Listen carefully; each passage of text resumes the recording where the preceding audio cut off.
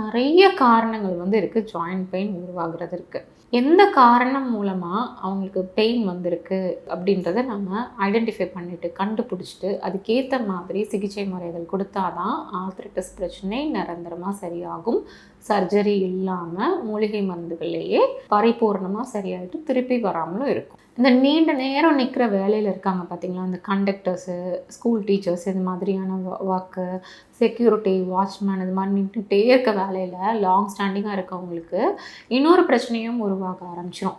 Varicose vein problem, நரம்பு சுருட்டல் பிரச்சனை உருவாக ஆரம்பிச்சிடும்.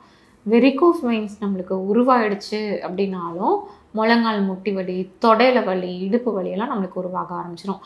ஏன்னா பிளட் சர்க்குலேஷன் நம்மளுக்கு சுத்தமாகவே இருக்காது. காலில் வீக்கம் உண்டாக ஆரம்பிச்சிடும்.